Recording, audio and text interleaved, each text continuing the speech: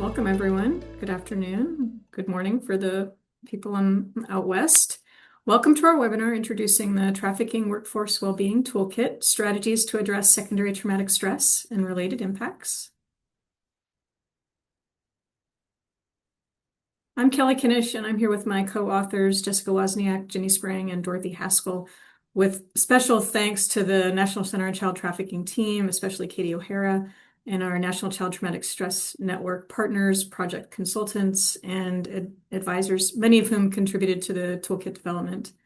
Today, we're going to address some foundational knowledge regarding well-being in the trafficking workforce, especially secondary traumatic stress, also moral distress, vicarious traumatization, and burnout, factors that impact well-being, and also important strategies to address this. We will share about and show the toolkit while we're doing that. Before we go further on the toolkit itself, I'd like to provide a bit of information about our center and our work. The National Center on Child Trafficking is a collaboration of professionals with expertise in child trauma and human trafficking. We use a science-driven approach to guide the development, implementation, and evaluation of interventions and resources addressing trafficking and commercial sexual exploitation to improve the lives of impacted children and families and to support the professionals who serve them. So we are part of the National Child Traumatic Stress Network. And for folks who may be unfamiliar with the network, we're what's referred to as a Category 2 Treatment Services and Adaptation Center. So our role is to bring expertise to the network on child trafficking and also then the trauma knowledge and resources of the network to anti-trafficking work. What I especially love about this is the opportunity to collaborate with experts in the network who have expertise relevant to anti-trafficking. And this resource, I think, is a pretty great example of this kind of collaboration. All right, so back to our center just really quickly. We have 4 focus areas: mental health treatment, trauma and substance use, and also trauma-informed caregiving and placement, multidisciplinary team coordination and case management, and then finally workforce development, secondary traumatic stress, and compassion satisfaction. So this tool is squarely in this 4th focus area. So why this toolkit? Why is being STS informed especially important for organizations and professionals working with individuals who have experienced trafficking? It's probably easiest and best to start answering that question with the words of individuals who are doing the work. So a couple of quotes from qualitative studies. I remember when I first started this job, I read somebody's witness statement. That night, I couldn't sleep. This kind of job is 2 ways where you go in a meeting and you're not just taking, you're giving as well. And there's this exchange that happens between you and the client. There are occasions during the 3 years where I have been totally knocked back by what I've heard and what I've seen from another person in the workforce. I could not unsee the mental images of what I had in my head and sometimes have nightmares about what the young ladies have shared with me. In this nightmare, I was so desperately trying to stop the sexual assault, and I couldn't get there. I couldn't get there. I couldn't get there. And so that was tough emotionally. I think answering that question of why this toolkit in another way, very high rates of direct and indirect exposure for professionals in trafficking work are documented in the empirical research. So in a study that Jess, Jenny, and I conducted with over 500 professionals who completed a fairly detailed survey, respondents indicated on average that they were exposed to trauma directly about 2/3 of their work time, and direct exposure 14% of the time, which is on average more than an hour of an 8-hour day of direct exposure to trauma. And again, 2/3 of the time, indirect exposure to trauma. You could argue that the experience of exposure to trauma is maybe not as important as how that exposure impacts us. So what does that look like in the field? So again, from the study that we conducted, the mean scores on the STS scale for the full sample is on the left. And to provide some context, 17 to 38% score is in the mild range, 39 to 55 is moderate, and above 70 is considered severe, which means that half of the workforce is in the high, moderate, or higher range. And a rough estimate with the standard deviation of fully 15 to 20% are in the severe range. On the left is a subset of respondents who work in child welfare or child protective services. And the average score for that sample is fully 10 points above comparable samples addressing STS in the child welfare workforce, comparable samples who are not working more focused ways on youth who have been trafficked these scores are the scores from our sample were a full 10 points above those samples of the workforce not working exclusively with trafficking. So when we layer on some of the other factors, in working with anti-trafficking, the ongoing safety threats for so many of the youth that we're working with, significant systems challenges. Sometimes there's a tremendous amount of isolation in the work that we're doing, and so many other features of anti-trafficking work. There's just so much that contributes to this being an especially challenging line of work. Beyond the numbers, anecdotally, I've seen far too many really wonderful professionals leave the field, taking their knowledge, skills, and relationships with them because of the significant impacts of the work. So I want to also kind of layer in here some foundations. And I've used some of these terms already, but what is secondary traumatic stress? What do we, as the authors and for the purposes of this toolkit, mean when we're referring to that? So the impact of being exposed to the trauma details experienced by someone else, so that's hearing about it, seeing the aftermath, discussing it. Its symptoms are the same as traumatic stress, and in its most severe form can be fully post-traumatic stress disorder or PTSD. So it can look like, may include unwanted thoughts or reminders of other people's trauma, avoidance of things that are reminders of other folks' trauma, changes in thoughts, feelings, or reactions as a result, changes in memory and perception, feelings of self-efficacy, just a depletion of personal resources, and disruption in perception of safety, trust, and independence. Relatedly, moral distress. When a person feels like they know the correct or just thing to do, but cannot act accordingly due to bureaucratic, systemic, or legal constraints. It's the impact on one's conscience or moral compass as a result of perpetrating, witnessing, or failing to prevent acts that violate one's own moral beliefs, values, or ethical code of conduct. In anti-trafficking work, I think moral distress is especially prominent. Impacts by systems failures and conditions of youth being unsafe, including trafficking, victimization, and not being able to prevent harm to youth, or not knowing if a youth that we're working with is safe at any given time. Vicarious traumatization, the long-term cognitive impact of working with individuals who have experienced trauma, specifically a change in one's worldview as a result of witnessing or hearing about the traumatic experiences of others. It may include disturbances in perspectives regarding trust, safety, control, self-esteem, and intimacy. And finally, burnout, a state of physical, mental, and emotional exhaustion resulting from general occupational stress in the workplace, typically associated with having a high workload and an unsupportive work environment. Very clearly here, it's not explicitly a direct or indirect trauma impact, but it may coexist and interact with trauma impacts. So important, I think, to include it here when we're talking about the well-being of the workforce. All right, so this is important. There are resources to help to address these impacts. Our intent here with this toolkit is to equip professionals working with youth who have experienced trafficking and commercial sexual exploitation with resources and strategies to enhance well-being, prevent and respond to STS, and these other related impacts in the field. Point of emphasis, the focus has often been on self-care, and we recognize other significant factors. That is, professional well-being is impacted by a constellation of factors that include individual actions and characteristics, as well as relational, especially peer and supervisory relationships, organizational and societal factors. Again, for us, we want to balance the more common focus on what the individual does to take care of themselves with the importance of relationships, especially those supervisory relationships, organizations and organizational leadership, and the community. We are representing these levels with the social ecological model.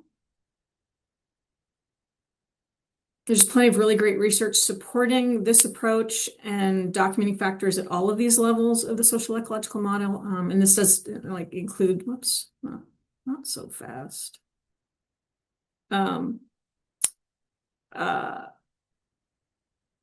The study that I mentioned earlier that Ginny and Jess and I had done with our colleagues a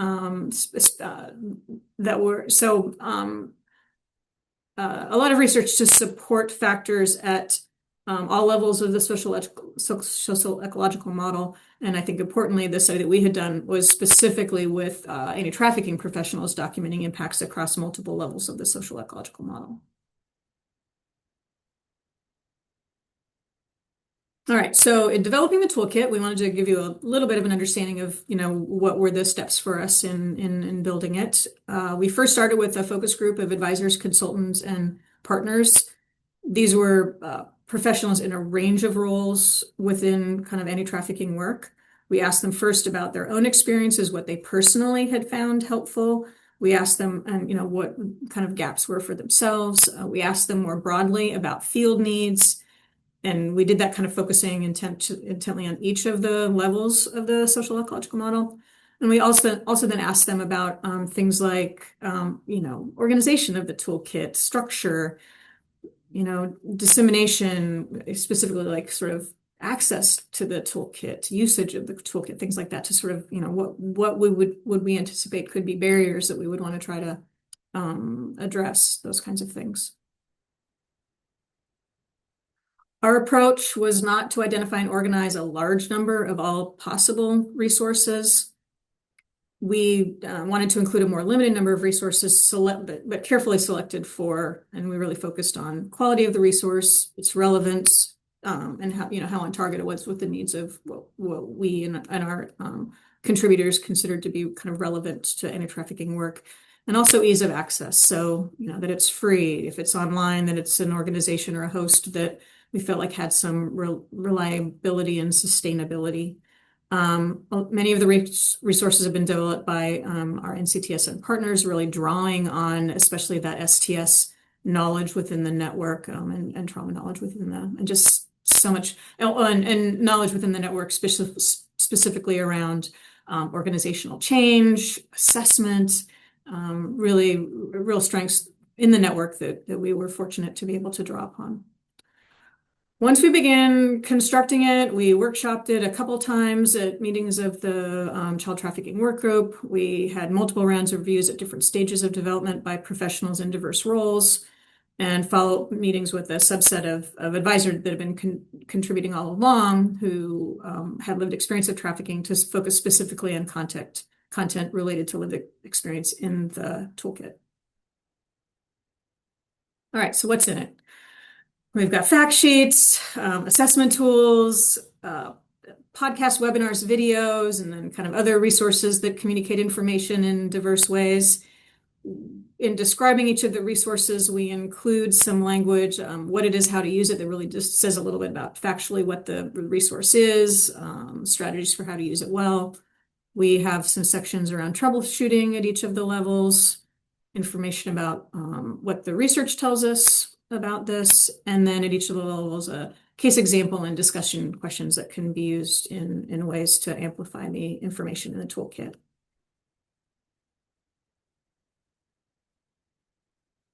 Another point of emphasis in the toolkit: survivor leaders, mentors, and others with lived experience are incredibly vital to anti-trafficking efforts, and the very experience of trafficking and related trauma that are central to their unique value also elevate risk of STS and related impacts.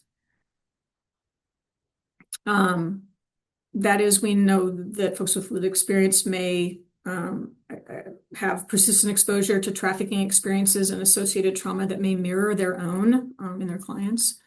Impacts can be exacerbated for survivors, commonly in roles that have high rates of direct contact with youth, and sometimes fewer parameters around that contact. Sometimes professionals with lived experience are in roles with expectations of actually being more directly involved and continuously available. So think about folks who are in maybe community and street outreach roles, mentorship roles that maybe there's an expectation of 24/7 phone access. And it's just true that some survivor professionals don't receive formal education or job training in preparation for these roles, and may not have as much access to professional development once they're in them. So it's important that organizations recognize the unique experiences, expertise, personal strengths, and resources, as well as the training and support needs of individuals with lived experience of trafficking. So there is some guidance about this at each level of toolkit. Our consultants, advisors, and partners with lived experience were essential in helping us balance the importance of attendance to the complexity of the work for professionals with lived experience, the increased, and I would say the increased risk anytime any of us and our own experiences of trauma and adversity are mirrored by those of our clients. And also that individuals with lived experience, they're not fragile or broken in any way. This is necessary for everyone.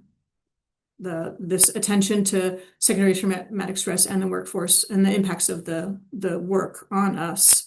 It's not limited to, or in any way even kind of overemphasizing trafficking survivorship in this way. Which I get a decent transition to the question then. So who is it for?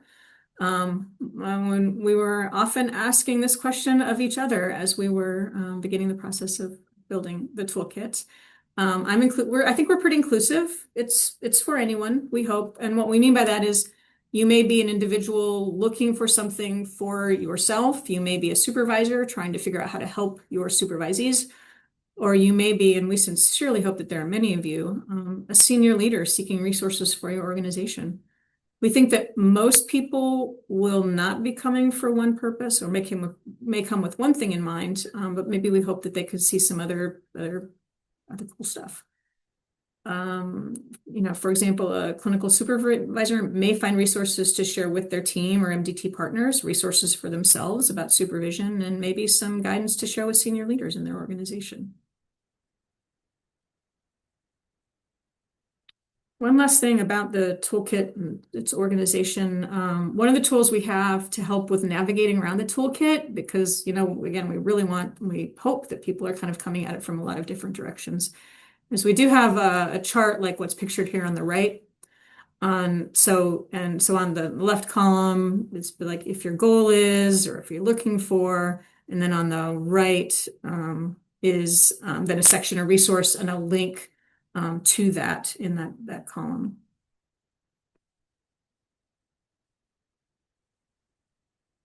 I think so. An example, one reason this is, we hope I'm coming to learn how to share difficult experiences in trafficking work without negatively impacting peers, right? So a resource that we're providing is a really valuable content around low impact debriefing. And as an example. So this is some background information to get us started. My colleagues and I will now walk through a bit of the content in each of the sections corresponding to a level of the social ecological model. We'll start with the individual professional level, presented by Dorothy Haskell. Thank you, Kelly, and thank you all for your patience. My name is Dorothy Haskell. I am honored to be here. I'm an individual affiliate currently with the National Child Traumatic Stress Network, and I serve as a training director with Healthy Blue Care Together. I have the honor of talking through the individual and professional level. As mentioned earlier, the point of this toolkit is truly to move beyond self-care. We know that it's not enough, but we still want to honor the role of the individual and emphasize how empowered we can be to, advocate for ourselves and to take care of us. In part, everyone has the ability to make change in our own circle of control, and sometimes that is just us. And so the individual professional level is really important.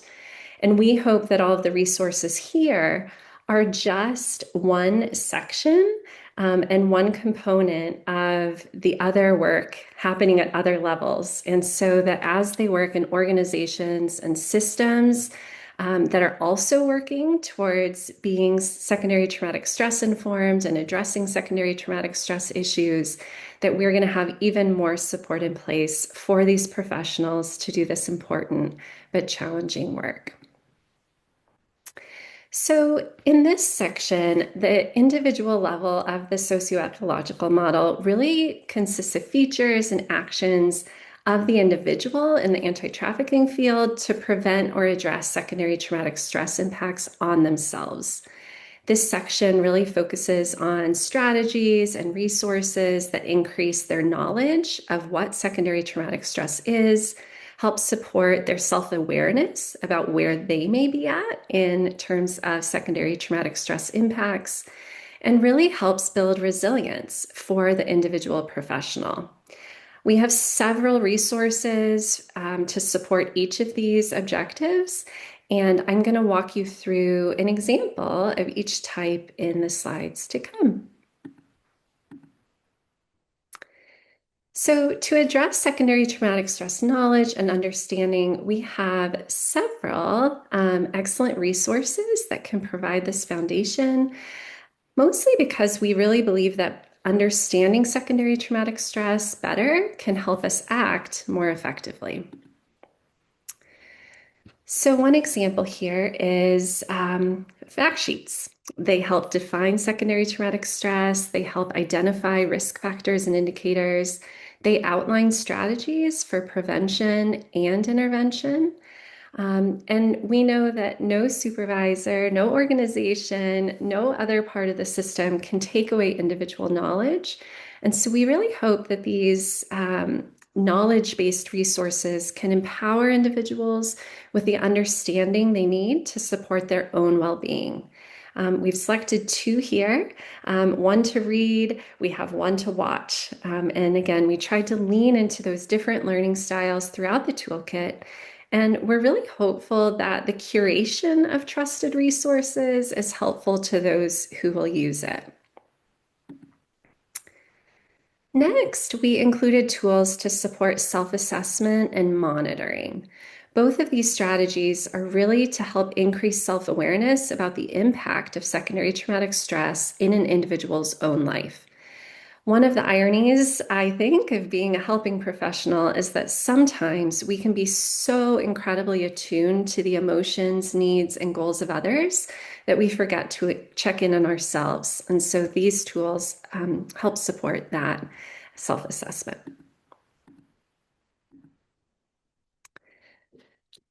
To support this, we included a couple different types of assessment. One is both like the formal single point in time measures like the secondary traumatic stress scale, but we also included informal ongoing monitoring strategies like the window of tolerance. The image you see on the screen is the window of tolerance graphic. It can be used literally as a 2-second check-in at any point during the day and really allows people to think about whether they might be experiencing hyper arousal, maybe they have too much energy, maybe they're experiencing some anger, maybe they're prone to overreactions. Maybe they're having some hypoarousal, which really means that they don't have enough energy for something. Maybe they're feeling depressed or feeling like work is pointless or just really not able to get engaged. And maybe they're in that kind of sweet spot. Maybe they are just right and they have enough energy to get things done, but with the focus they need. And so as we cultivate these practices of awareness, it can really help individuals recognize whether they need or want to change, which can then move them to the next set of resources in this section of the toolkit.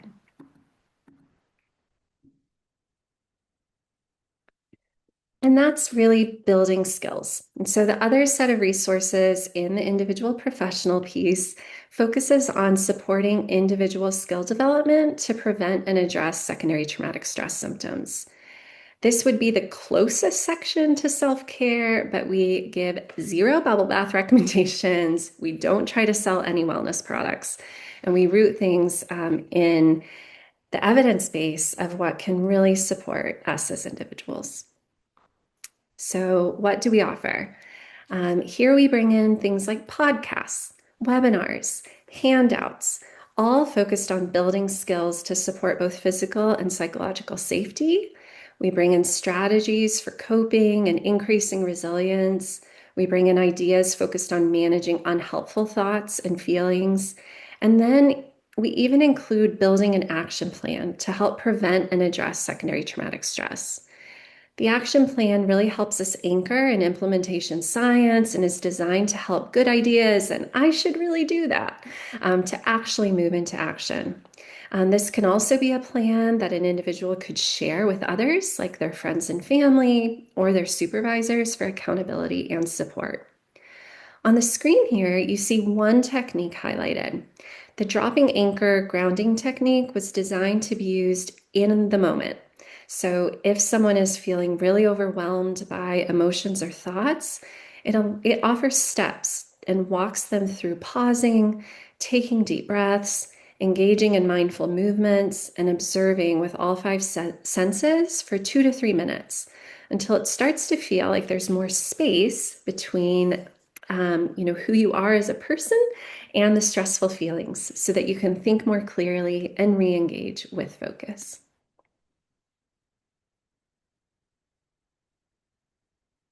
On this screen, you see the part of the toolkit focused on building an action plan. Again, this anchors in implementation science and is designed to help good ideas really come to life and actually happen. The 6 steps include defining the program, defining the problem. The second is brainstorming solutions, including strategies that already work for the person themselves, as well as new ideas and people that they could include for support. Third is really deciding priorities. Which of all the ideas they just generated actually fits with real life? A month vacation, for example, may sound amazing, but a short daily walk in the park might be more feasible. And it also allows people to reflect on what strategies may fit for different levels of distress. That awareness can be really helpful. Fourth, it really helps people start to think ahead and identify challenges that they may face. We know that there's always challenges when we try to bring about behavior change in ourselves. And so, what could they address ahead of time? What resources might be needed? What might get in the way of this best laid plan? Do you need support from someone else? Is it going to be helpful to tell colleagues, right? I have a hard stop for lunch. Or let your family know that you're not going to answer calls on the drive home because you need that space between work and home. Fifth, we help people think through how to put a timeline together. When will you start? When will you check in and see if this plan is working? And this really allows us to build in real life adjustment, as this is not a pass-fail situation, right? Progress, even recognizing a strategy that didn't work, is a win, and allows us to build in resilience and really build in adaptable resilience tools. Finally, sixth is building an accountability. Who is going to cheer you on and who will help you follow through? Though there are other examples we could highlight in the toolkit, we hope this makes you curious enough to explore some more. The final part that we include in this section is a case example. For this section, we include an example of Lee, who's a behavioral health aide in a group home for youth who experience trafficking. We share a bit about her story as a recent grad who was full of vision and passion to make a real difference.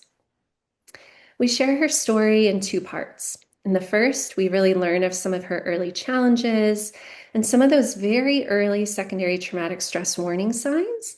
And then we offer reflective questions that you can see on this screen. The questions are designed to help people reflect on multiple aspects of the ways that STS might affect them as an individual. Sometimes stories help us connect with ourselves and understand concepts much more deeply, and we hope that that happens for folks that engage with this part of the toolkit.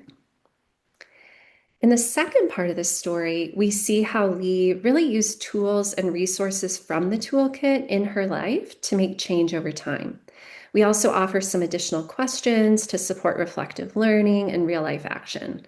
This is something a professional could use individually, but it might be an even richer discussion with others. Now I'd like to pass the presentation to my incredible colleague, Jess, who will highlight the resources that the toolkit offers our peers and supervisors. Hi, everyone. I'm Jessica Wozniak from Bay State Medical Center in Springfield, Massachusetts, where I'm the director of the Child Advocacy Training and Support Center there and associate professor at UMass Chan Medical School. Thank you, Dorothy, for passing the baton to me.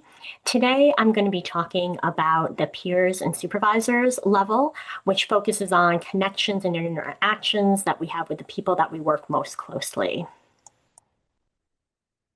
What we know is that workplace relationships, especially those of peers, coworkers, supervisors, play a key role in preventing secondary traumatic stress and reducing its impacts significantly. And so the research shows us that when professionals, including those that work with individuals who've experienced trafficking, have more social and emotional support, they experience lower levels of STS. We know that this support can come from colleagues both inside as well as outside of our workplace or organizations, as well as from supervisors. And not surprisingly, some helpful qualities in these relationships are things like safety, trust, respect, empowerment, and overall support. So really everyone in an organization, individuals, supervisors, leaders, has a critical role to play in buffering the impact of STS. So guidance and resources at this level are really going to be provided to strengthen STS-informed supervision, as well as supportive professional peer relationships. So I really encourage everyone to think creatively about how you define peer or team. We know that relationships with professional colleagues, those in your workplace or in similar roles, particularly in maybe other partnering organizations or on multidisciplinary teams, can really help reduce that secondary traumatic stress and its effects. But we know that it's most common that when two colleagues are within the same organization. However, for those of you that do work in the anti-trafficking field, we know that there are many task force, case review teams, multidisciplinary teams, survivor leadership communities. So we really encourage you to think outside the box of where your peer support and where your peer network may come from, regardless of discipline or whether it's actually in your organization or not. And support can be relatively informal or more formal and consultative, depending on the need that you might have. So there are definitely some key features that we review in the toolkit that make these relationships the most helpful in buffering that STS. We know that peer groups can create a real sense of belonging where people feel accepted and understood, and that leads to increased connections. We know that it can be really powerful for colleagues to come together to share their experiences and really support each other in their coping and strategies that they might be using for coping. And we also know that this can help normalize and validate the experiences that we all have in doing this work, and also can reduce some of that stigma of acknowledging that secondary traumatic stress does exist and we are impacted by the work, but also any stigma that might come with seeking help to address the symptomatology we might be having in relation to that. Also, accountability and encouragement are a key piece of peer relationships. So we know that having peers that are going to encourage us to practice self-care or to seek that additional support that we might need, or they're going to be there when we are maybe managing hard cases or need more support through tough times, but also peers that are going to help us celebrate the successes that we have. And we know that all of this can lead to a reduced feelings of isolation that might come up in some of this work or that we've felt in the past. So the toolkit offers a number of resources to help look at and build these peer relationships and networks. Two of the ones that I'm showing here today are from the Well at Work podcast series that does talk about how we can build creative networks with our peers, but also talking about having resiliency buddies. And so it goes back to that connection and accountability pieces that I mentioned at the last slide. Now, when we look at supervisory relationships, we know that there are absolutely key features in supervisory relationships that lead to buffering secondary traumatic stress impacts, but also supporting teams and individuals through those impacts. First and foremost, being a trauma-informed supervisor goes hand in hand with being a secondary traumatic stress-informed supervisor. And we know that supervisors that exceed at being STS informed are ones that provide education and awareness to their team members. And this education and awareness might be related to trauma-informed care. It might be working to common characteristics in anti-trafficking work. It should be, and hopefully is also related to the impact of doing the work, what secondary traumatic stress might look like, how it might come out in our interactions with others or in our personal lives as well as our work lives. But also a key characteristic of a supervisor that understands STS-informed supervision is one that encourages self-care, but also cultivates resilience within the teams as well as the individuals that work for them or with them.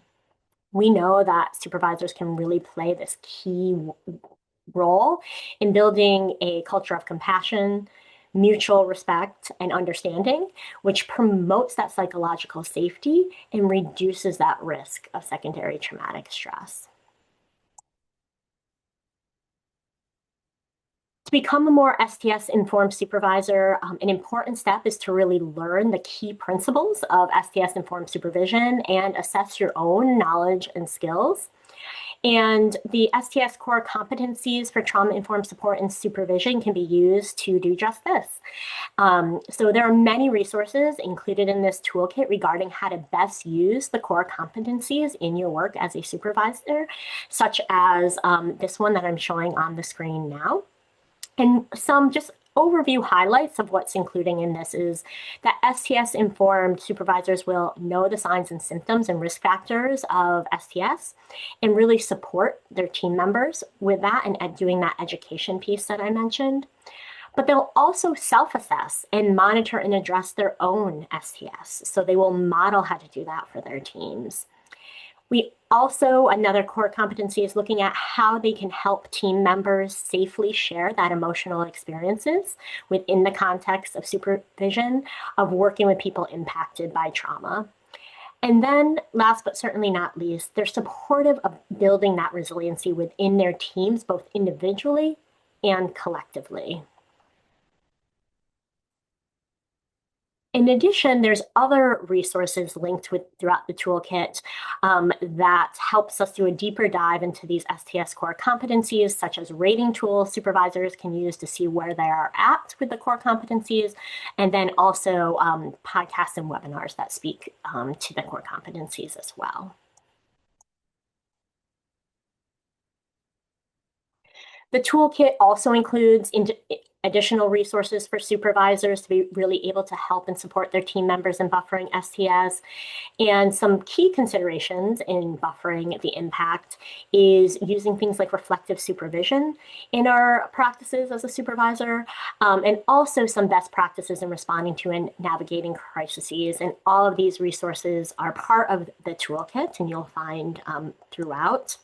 But I specifically wanted to speak to the responding to and navigating crises. And so I'm sure for many of you that have been working in this field have perhaps experienced crises such as this. So a serious event or life-threatening harm or risk of harm to a client, or perhaps a dangerous or threatening situation that actually occurs at the workplace, or let's say a client or organizational involvement in a high profile case that gets a lot of political or media attention.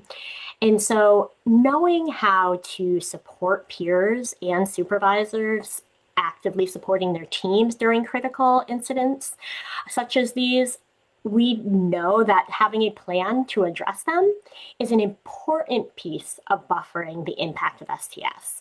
And knowing this is that we've recommended 2 of these resources throughout the toolkit: low impact debriefing and processing by the TEND Academy, as well as psychological first aid. And this is specific for Children's Advocacy Center supervisors here, but it can be also applied to other agencies and groups as well. And so you'll find it universal.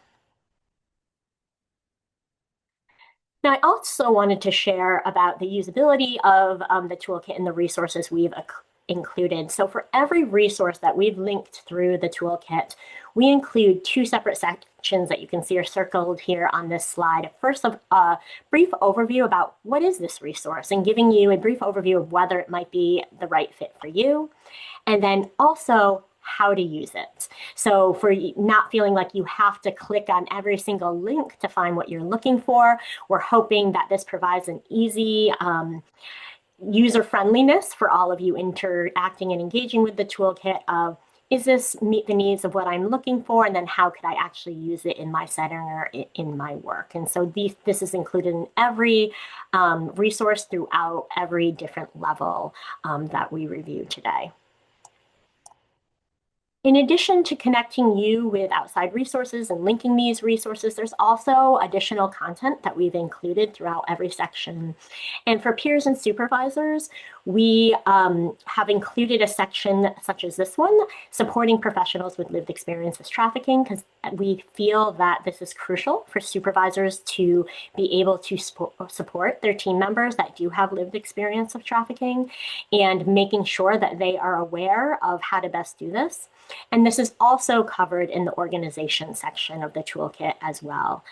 So thinking about it more broadly and not just individual supervisory level as well. And then we also include a troubleshooting section. We acknowledge that there's not one size fits all for every professional that might access this toolkit. And so we've brainstormed some potential troubleshooting areas that might arise for people that are using this resource. So for example, in peers and supervisors, we talk about what happens if you don't have a peer. We know that for some individuals, they might be the sole person serving individuals who've experienced trafficking in their organization. So if they feel more isolated, how can we think outside the box to help get that peer network or get that peer connection? And we offer some suggestions here and in the toolkits for what that might look like. And again, we provide the case example. And for this particular section, we have a window into Finn, who is a Children's Advocacy Center trafficking team supervisor. The case example is broken down into two parts. The first one gives us a setting of the stage, if you will, provides us with an overview about Finn and his team, how they've been under immense pressure, some of the symptoms and signs of STS that he is seeing in his team members in individual supervision, but also in team meetings. And then we include questions like the ones on this slide that we're really hoping people will consider after reading part one. And they're really designed to promote critical reflection and any supervision planning. And hopefully that supervisors could apply to their own situations or their own organizations as well. And then part two walks us through Finn's experience of looking at some of the resources that are included in the toolkit and how he's applied them to the situation that he is facing at his organization. And again, we have some more critical thinking questions that we're hoping help people conceptualize more practically how they could use the resources in the toolkit for their own use, help to gain that better understanding. And they can even be used as a teaching tool or a supervision tool as well to, again, just help with that critical processing of all the resources that we're doing and the impact that STS has on our teams and the supervisor and peers role in sort of buffering that impact. And I will now hand it back over to Kelly to talk about the organization level. All right. So organizations in anti-trafficking work can vary pretty widely. So they can be different sizes, funding structures, organizational structure, leadership and mission.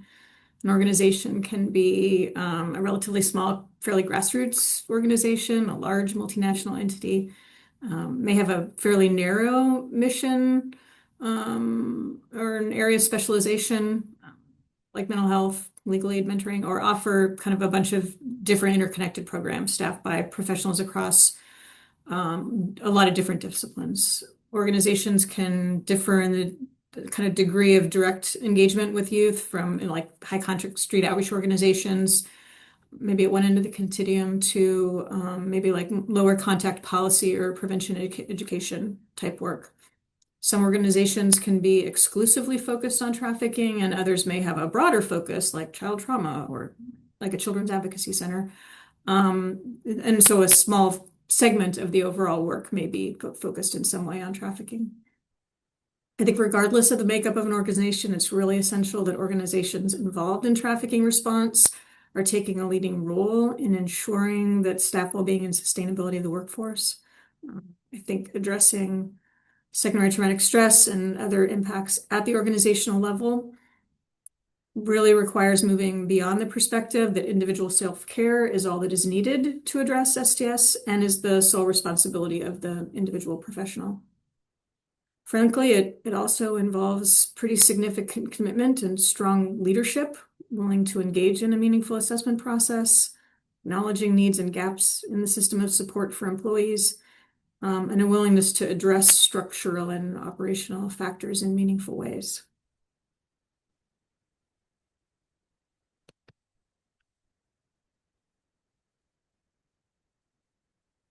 All right, so I think again, to kind of enumerate the why it matters for organizations to be included here. The fact of the matter is, as we've already sort of been talking about, individual and anti-traffic work is embedded. It's the individual. They're embedded in these close working relationships with peers and supervisors, and those relationships are in turn embedded in a larger organization. So organizations impact staff well-being through direct and indirect pathways, different policies and practices that have impacts. Organizational culture can strongly impact individuals and their relationships. And also those policies, practices, and cultures can be protective. I think in particular, there are features of trauma and STS-informed organizations that are especially important in mitigating harm and promoting resilience and well-being. I think Jess alluded to this earlier. The first step in being a more STS-informed organization is to be a trauma-informed organization. So what do we mean when we're saying trauma-informed organization? So a few kind of key elements. A trauma-informed organization involved in anti-trafficking really must lead with prioritizing the physical and psychological safety of staff and clients. They also recognize and assess trauma impacts in the organization. We're intentional about that. Trauma-informed organizations also foster an environment of collaboration, empowerment, voice and choice, key principles of trauma-informed care within the organizational structure and in interactions with clients. Trauma-informed organizations actively seek to strengthen resilience and enhance protective factors in their workforce and in their clientele. On the foundations of a trauma-informed organization, then we can build a focus on being STS-informed. And like I said, straightforwardly, can't be STS-informed without first being trauma-informed. So what do we mean by being STS-informed? So some key principles of STS-informed organizations are that they recognize the impact of secondary trauma on the workforce. They recognize that exposure to trauma is a risk of the job of serving traumatized children and families. They understand that trauma can shape the culture of organizations in the same way that trauma shapes the worldview of individuals. So really think and reflect on that. STS-informed organizations understand that a traumatized organization is less likely to identify its clients' past trauma or mitigate or prevent future trauma. So this also goes to the work of the organization is impacted, right? And STS-informed organizations develop the capacity to translate trauma-related knowledge into meaningful action policy and improvements in practices.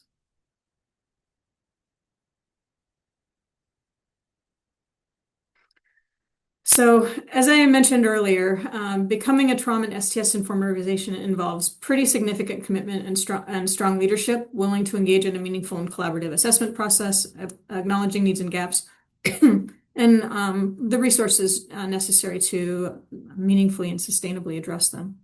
For a change process to have that kind of optimal and sustained impact, it's essential to be thoughtful and strategic, to be thoughtful and strategic throughout the process. And I think that often is requiring careful consideration of how it will be executed even before it's initiated. So there's so much, I think, to be done up front before even kind of getting into what might be an assessment process. So some questions I think as organizations would be looking to move forward in something like this, be thoughtful about why, what is our why here in engaging in a process that um, will require investment of people on a lot of different levels. Why is it important to us to become more STS informed? Then I think, and there's so many like great answers to that, right? No, there's not a one right answer. I think it's just leading with an understanding of why it's important to move forward with that process. How will it happen? So I think, thinking ahead of time of what do we think that's going to look like to engage in an organizational change process around this work. Kind of going back to the why question. So getting a little bit more intentional on what is the goal or the desired outcome? Again, so important that we understand we can't know if we got to where we wanted to go if we haven't found a way to articulate it in that in some fashion to begin with. Which I think kind of feeds into the next question. What is it we're trying to get to? How will we know when we get there? I think thinking, depending on however these conversations may start, and sometimes there can be an upswelling or a recognition of this that might not start with senior leadership, or might start with only a portion of senior leadership. And so I think being realistic in the beginning, of how much buy-in is there from the people who are in position to make who have decision-making authority around things like making sure people have time to participate in the process, and where there might other dimensions of resource allocation, how important it is for leadership to be bought into the process, just being kind of having realistic conversations about that and what might be done to be able to move the needle on that if needed. I think, so this last question, what resources need to affect meaningful change? But I think in some ways, you can't know the answer to that until you get a little bit more into the assessment process and are figuring out what are the things that need to change in order to be able to know what resources will be necessary to commit to that. But I do think at minimum, it's making sure that there's a recognition that in order to be able to affect change well, that there will be resources needed, even if it's just talking about the resource of people's time to participate in meaningful ways to be able to do it.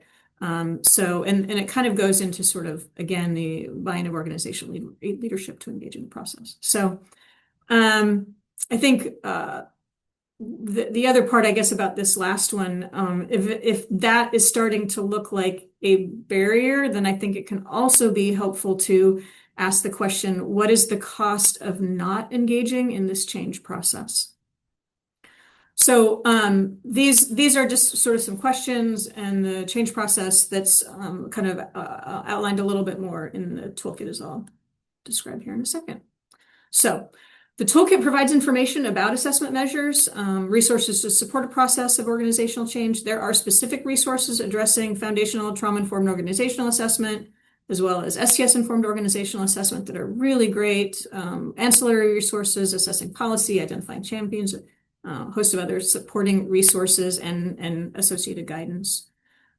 The toolkit itself also provides some guidance on organizational change process, and then there's also specific instruments and resources to utilize that themselves also provide supporting resources and guidance on change process, specifically target to what to do with the particular instrument and the results of the instrument. Just really, really great additional supports for especially the ones that we've highlighted. But so there is a little bit of kind of broadly, and I'll just kind of touch on the things that are addressed with a little bit more in the toolkit itself. Really, bridging from what I was saying earlier, it's essential to make a concerted effort to engage everyone in the organization in the assessment process. This honors the different foundations of knowledge, experience, perspective, represented especially in a particularly diverse organization that might have different roles. Having each person's perspective, I think, contributes to a richer understanding of the strength and needs of a full organization. This doesn't mean that each person must individually complete the assessment. but you can do that. And just important that there's an opportunity for each person's voice to be heard in the process somehow. I mentioned identifying champions, including maybe especially those who are not in leadership roles, a change team representing all departments and organizational levels to drive organizational assessment is important to achieving this. I think your next step after like a really strong setup is doing it, executing the organizational assessment. Again, the tools that we have provided have lots of kind of different ways of being able to go about that. Pretty robust options. Once everyone in the organization has had an opportunity to contribute to the assessment, then I think a really careful review and sharing of the results. It's often helpful for the change team to do this and maybe a presentation of the results to the organization, followed by a facilitated discussion of the results. And if you can, so I think sometimes there can be really helpful to also have a discussion about the process of the assessment itself. I think some pretty great stuff can shake out of that conversation as well. I mean, as part of this, then I think you're going to be identifying areas of strength and also growth opportunities. And then prioritizing those growth opportunities for action. There's really not one right way to do this prioritization. I think some different options, maybe there's one that really jumps out as being most aligned with those original goals that were part of that initial kind of preparation. Sometimes it's sort of like you're just going for the lowest scores, the one where there's clearly like it's having really big impacts. People are really, this area, lowest scores. Sometimes there will be one that really jumps out as being the thing that's maybe most impacting the staff or is most impacting client service. Sometimes you just really need to get some momentum. So starting with maybe the one that's the lowest barrier, the lowest resource targets, like the one that doesn't even need a bunch, 3 layers of leadership to sign off on. Like you can just kind of go with it. It's not going to cost anything. Sometimes it can be really helpful to like show the organization, no, we're getting right to it. We're doing things. I think also there can be some value in focusing on maybe what was the most surprising to folks. What maybe was there the greatest difference in expectation, whether it's expectation of staff or expectation of, I think for leadership should really be paying attention to what was the thing that surprised them the most. Yeah, I think it's really important to discuss and maybe better understand a disconnect like that.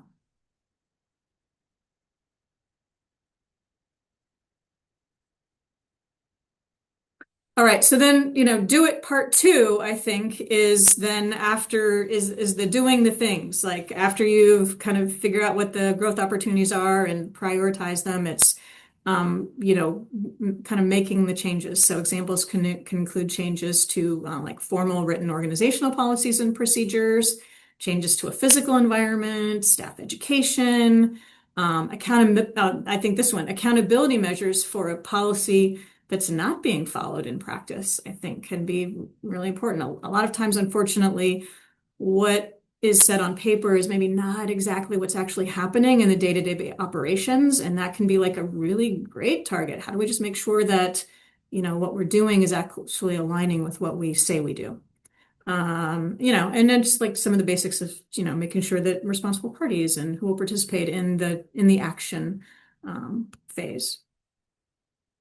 And then I think finally also, making sure that we're evaluating our actions, what we've the steps that we're taking to try to kind of evoke change.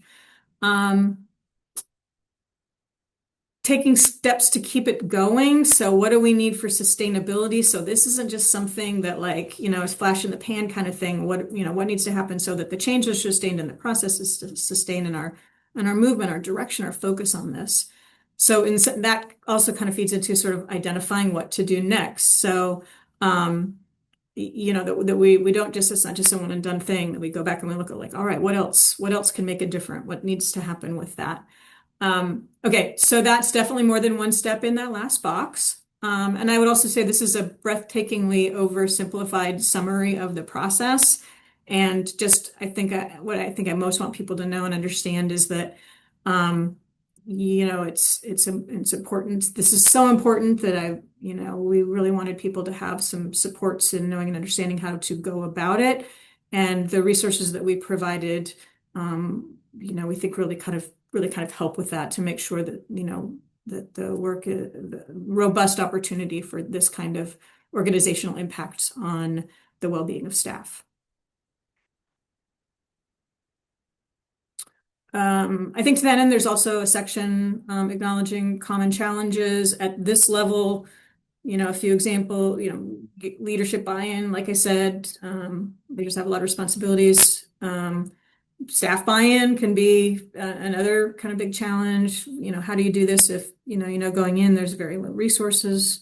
And then just, a simple one is sort of like if you're trying to get to do full organizational engagement and yet, you have 24-hour shifts, it can be really hard to get everyone's engagement and get information out to them. So again, just provide a tiny bit of guidance on how to address some of those.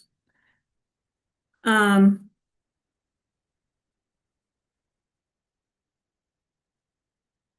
think, and again, we also, in this section, we share a resource specifically addressing survivor-informed organizations that has guidance that I think reinforces and expands several of the key points with regard to organizations that are in the toolkit, but with, again, that particular focus. So, additional considerations in ensuring a safe environment for individuals with lived experience of trafficking. What are the training needs of all staff, inclusive of individuals with lived experience, and what everyone else, needs to know and understand in order for the well-being of the individuals in the organization who have lived experience. Importance of addressing through training and policies and practices, boundaries, disclosure, especially in the context of marketing and awareness, actions, activities, expectations around all of those things and others, transparency in hiring practices. There's some great information specifically on when trafficking organizations may interface or hire former clients or other individuals with trafficking experience who may have had prior engagement with the organization in some way. So really great resource with really helpful guidance for organizations around actions that are survivor informed, many of which overlap very much with the overall focus of our toolkit around workforce well-being. And as with the other sections, there is a case example as well. The first part of the case example introduces Max, who leads an organization that started small and has grown into a leading organization in the community. Turnover's become a bit more of a concern. STS and systems challenges have been identified as the reasons, or part of some of the reasons for those who have left. You may recognize some of the features of Max and his organization and some of your own. Initial questions, or and then the questions for each part initially, like giving people an opportunity to recognize what might be signs of the STS in Max's staff. I think importantly, what are the strengths because I think I think it's so important, even as we're talking about this and focusing on this, always that we're leading with focusing on our strengths and really leaning into those as well. And then, an opportunity to sort of reflect on what might be some challenges or barriers that Max's organization might face moving forward. So then part 2 describes how Max responded to the challenges in the organization, utilizing some of the resources and strategies that are provided in this section of the toolkit. And then just some questions again for kind of follow-up and deeper engagement with the resources and the processes and opportunities to reflect on your own situation, your own organization. All right, so again, to kind of reiterate a key point and to finish here, organizational level factors are often, I think, some of the most impactful in supporting staff well-being, sustaining the anti-trafficking workforce. We're excited to share these resources to support organizations and their leadership. All right, and we are going to conclude with the community and societal level, and I'm going to hand it over to Ginny Spring. Right. Well, welcome everyone. I'm Jenny Sprang, and I'm a professor at the University of Kentucky in the College of Medicine, Department of Psychiatry, and I'm the center director for the UK Center on Trauma in Children. And I feel really privileged to be part of this team that's developed this resource. And I'm really excited to give you a little tour of the community and society section of the toolkit. So let's just go ahead and get started. So, like you've seen in our overall model, individuals, relationships with supervisors and peers and organizations are all influenced by the larger social, ecological, and political context. And it may seem like the factors at this larger level are so distant from the individual's day-to-day life, but they really influence how we respond to stressors at work. For example, we might feel like our work is impacted because it's really hard to identify or use the resources that might be available because of where we're located geographically. We might have some feelings about the type and quality of support that we get from state and federal agencies that are doing this work that changes over time. There could be a misalignment between our individual and our organizational goals. And then with that, the priorities of our communities and societies and political entities. And that can leave us feeling really disconnected. And then our opportunities to contribute to and benefit from public policies and laws can be hampered and can really impact the work we do when we work in anti-trafficking organizations. And I'm sure that people here could add to this list and put your own examples of the way that the social and community environment impacts you. So in this particular section, we're looking at strategies that could address some of these barriers and just kind of giving us a reminder that community and social strategies can benefit us at each of these levels of this model that we've presented to you. Like other portions of the toolkit, we start with this little what's in this section. It's like meant to be like a table of contents to guide you to a particular section that could be most useful to you. So in this section, we're presenting 6 different strategies, and you can see them here on the screen. Like other sections, you can click on a hyperlink that will be in the toolkit that will take you right to that particular section. And we wanted to allow you to move around this section efficiently, but also we wanted to provide this to give you some overall context of what's available in totality in this section. I'm going to highlight just 4 of these strategies in the webinar, but I'm really going to challenge you to check out all the resources that we have featured here. This section is a little bit different than the other sections in that there wasn't really a lot available out there in the literature about what you could do at the community and societal level. And so these are all resources we've developed specifically for this toolkit.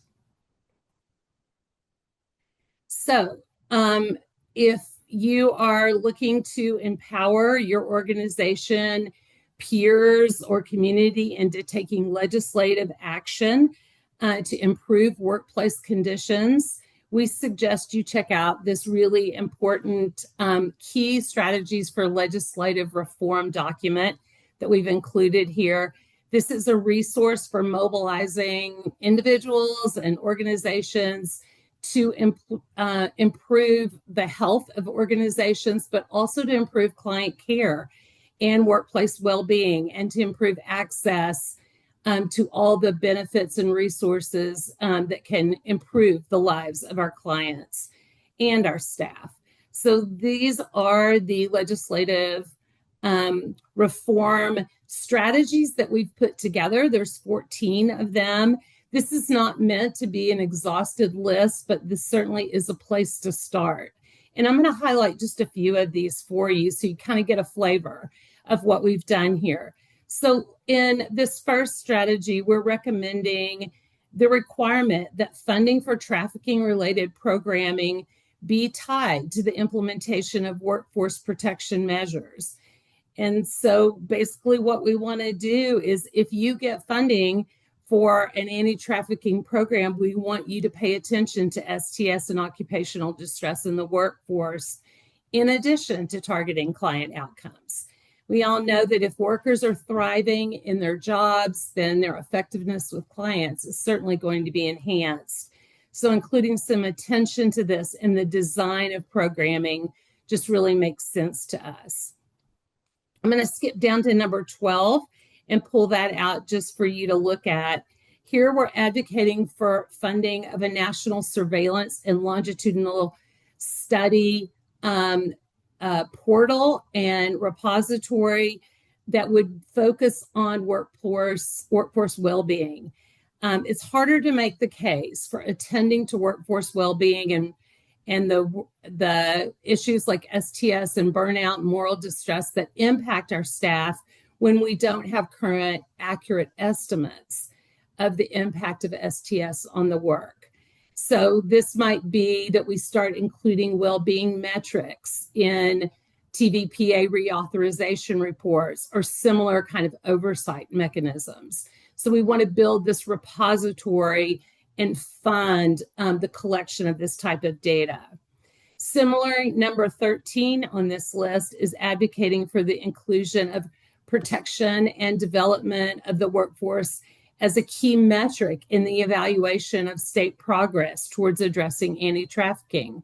So we want this to be a consideration. It's not just about what we're doing for clients, it's how we're operating our organizations so that the staff can keep doing the work. So in this way, we feel like the states can do their part and include protection as of the anti-trafficking workforce in their efforts, and that we would have this way to monitor progress as well as document innovations that occur through the work. So you might be thinking like, well, okay, I have this document in front of me in the toolkit. How would I use something like this?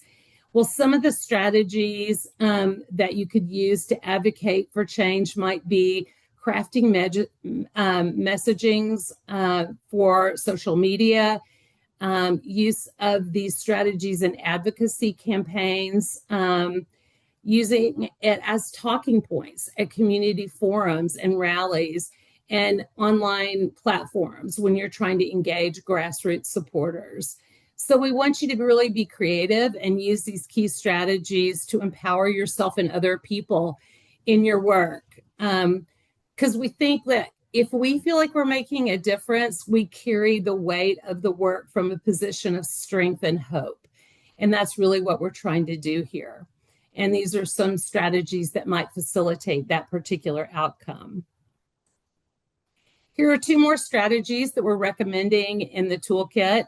First, we've had reports from smaller agencies with workers who do not have mental health benefits because maybe they work part-time or maybe the size of agency doesn't allow them to have behavioral health benefits as part of their plans, or they have benefit packages that have like really high deductibles and limited providers. So we're recommending establishing a cooperative prevention and intervention trust. This is just one strategy to ensure the workforce that might be in this situation has proper access to mental health benefits so that if STS, burnout, moral distress becomes an issue, they have a pathway to get some assistance. So how would you use this strategy? We know that what we have seen in practice is this happens when there's a cluster of organizations within a community or a state that have these similar challenges come together and they pay into a cooperative trust based on the number of potential users.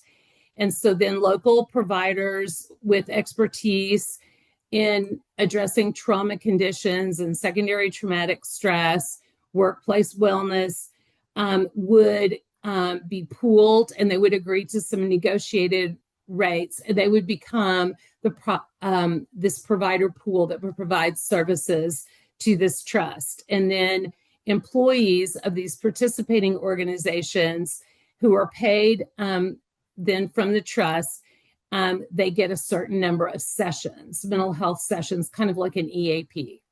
And so in this toolkit, we're providing some examples of this model. And then we're also providing a guide for you in selecting the right providers for this provider pool, because that is the challenge. You want quality providers that understand secondary traumatic stress. The second strategy that I have listed for you here is the creation of some workplace well-being standards that are specific to trafficking organizations. And this is really trying to decrease unnecessary exposure to harmful practices and enhance the resiliency of the workforce. So we've given an example of a Canadian model where they have established some workplace health and well-being standards. And then we've also given you a link to the STS policy analysis tool that helps you as an organization kind of assess the degree to which you're STS informed, and might give you some examples of protocols, practices, and policies that could inform these standards. So both of these are listed in your toolkit.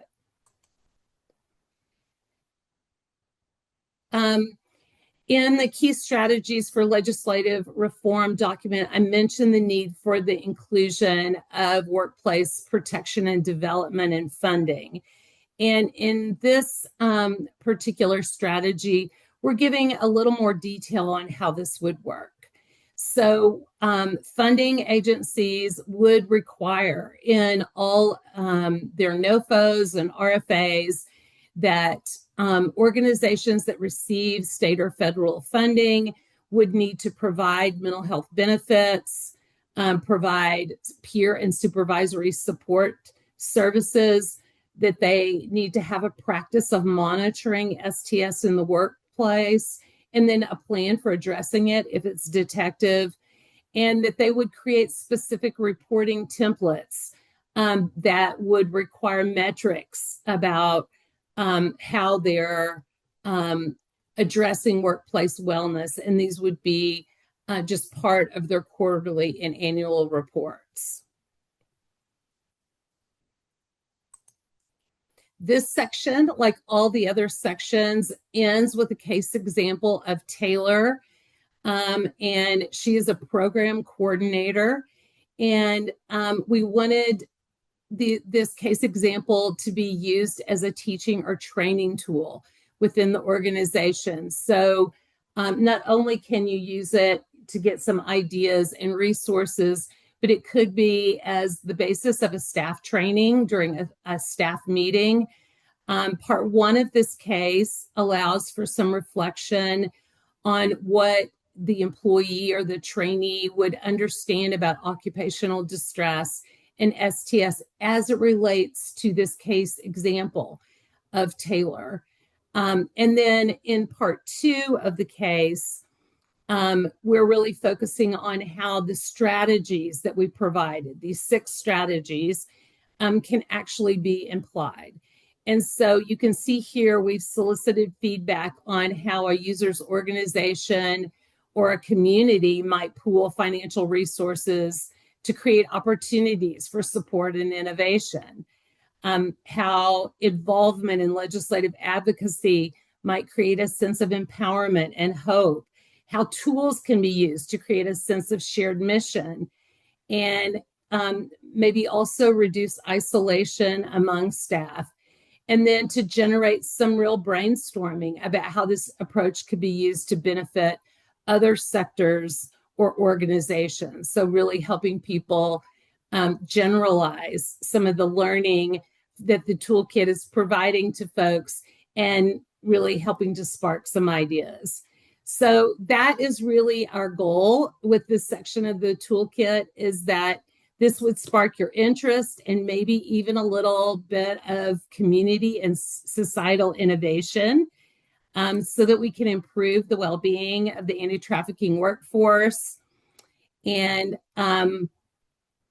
we are going to now provide you with information on how to download the toolkit.